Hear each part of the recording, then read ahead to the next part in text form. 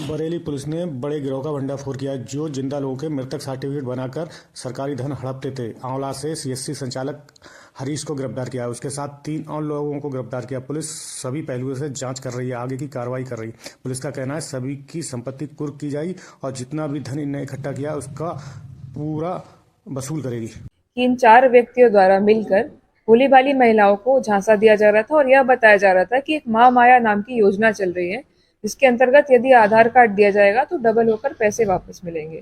जो महिलाएं हैं उनके द्वारा आधार कार्ड की डिटेल्स शेयर की गई और इस गिरोह के द्वारा इनके पति के फर्जी डेथ सर्टिफिकेट्स बनवाकर विधवा पेंशन के लिए अप्लाई किया गया। जब विधवा पेंशन आना शुरू हो गई उसके पश्चात इनके द्वारा उन फंड्स को अपने खातों में डाइवर्ट किया गया। इस प्रकार के फिलहाल 56 खाते हमारे सामने आए हैं। 56 खाते जो विधवा पेंशन से संबंधित है और 2 खाते जो वृद्धावस्था पेंशन से संबंधित है वो हमारे सामने आए हैं। इसके अतिरिक्त यह ज्ञात हुआ है कि 4 साल से लगभग ये कार्य इनके द्वारा किया जा रहा था और इसमें जो मुख्य भूमिका है वो हरीश नाम के एक व्यक्ति की है, जिसके द्वारा जन सेवा केंद्र चलाया जाता था। ये एसबीआई मित्र का भी काम करता था और इसके द्वारा कई खाते इस तरीके के खुलवाए गए, जिसके बारे में फिलहाल जांच प्रचलित है। इसके अतिरिक्त जो 3 और व्यक्ति हैं जिनको गिरफ्तार किया गया, इनके नाम मुनीश, प्रमोद और शांति स्वरूप है। इनके द्वारा महिलाओं को बरगलाकर उनको यह बताकर कि महामाया योजना चलाई जा रही है, इससे पैसे डबल होंगे, यह कहकर उनसे पैसे भी प्राप्त किए गए हैं और विधवा पेंशन के अंतर्गत उनको जो लाभ दिलाने का वादा किया गया है।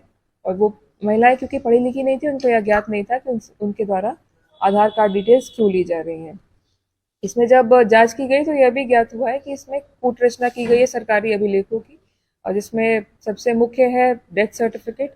इनके द्वारा डेथ सर्टिफिकेट का जो क्यूआर कोड होता है उससे छेड़छाड़ की गई है और फर्जी सिग्नेचर किए गए हैं लेखपाल के, और तहसील के फर्जी मोहर भी लगाए गए हैं। जब फाइनेंशियल इन्वेस्टिगेशन की गई इसमें तो यह ज्ञात हुआ कि लगभग 4 लोगों के 8 खाते हैं, जिसमें 3 साल के अंदर 1.25 करोड़ का ट्रांजैक्शन हुआ है। फिलहाल खातों में 0 बैलेंस है, तो जहां भी इसका उपयोग किया है उस पर भी कार्रवाई की जाएगी और गैंगस्टर एक्ट के अंतर्गत इन पर कार्रवाई करके संपत्ति का जब्तीकरण भी कराया जाएगा।